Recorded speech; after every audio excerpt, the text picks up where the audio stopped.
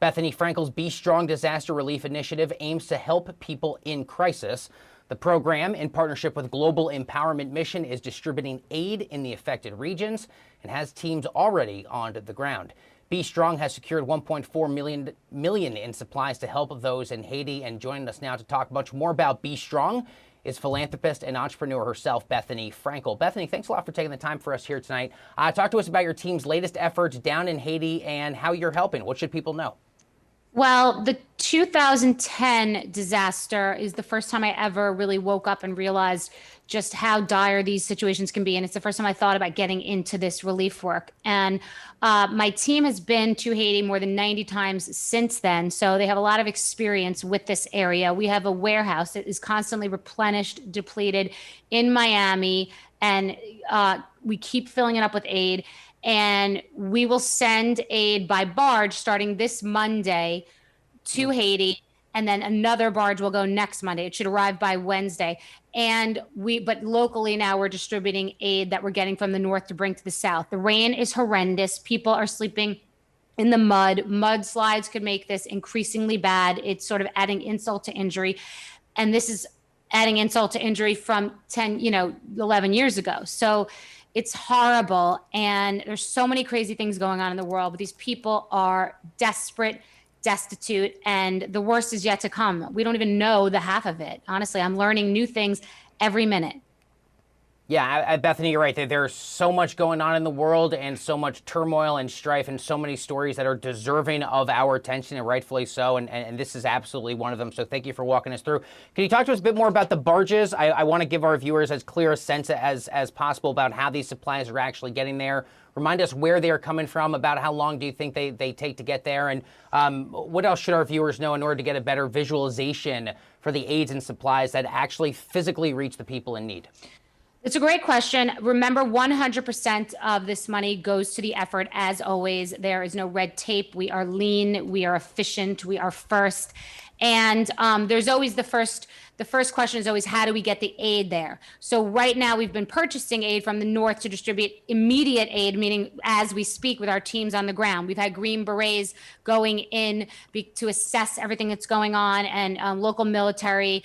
So you're dealing with two things at the same time. You're dealing with what's happening right now, meaning rescue, recovery. People are dying. People are thirsty. People are hungry. People are desperate and scared. So that's the immediate relief from the north. That's the immediate aid, from medical to food to water. That's what we got purchased from the north.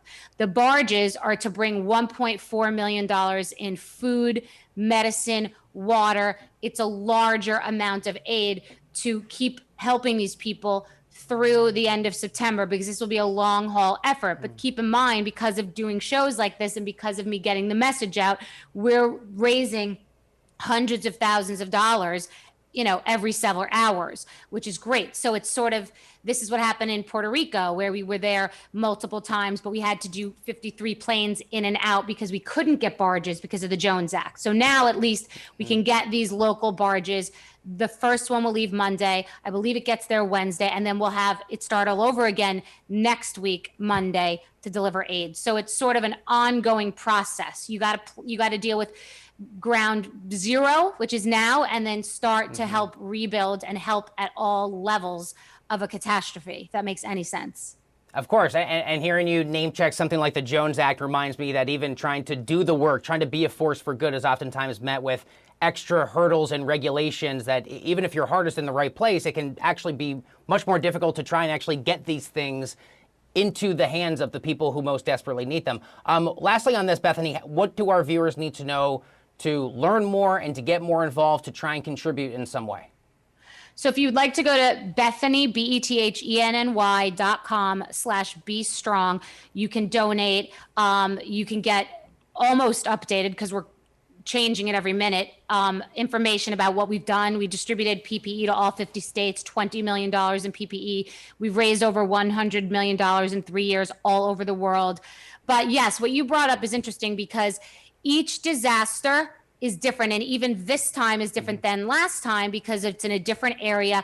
And now we're dealing with rain and mudslides. So what we do is the second this thing happens, and sometimes while the disaster is happening, we're assessing what we need to do, what people need, because it will always be different. Each time it's like a pop-up startup of relief, disaster relief, to figure out what is going on and how to implement effectively. That's why having no real bureaucracy or red tape and amazing relationships all over the world has helped us, because we can get right in and get it going. And that's what we've been doing.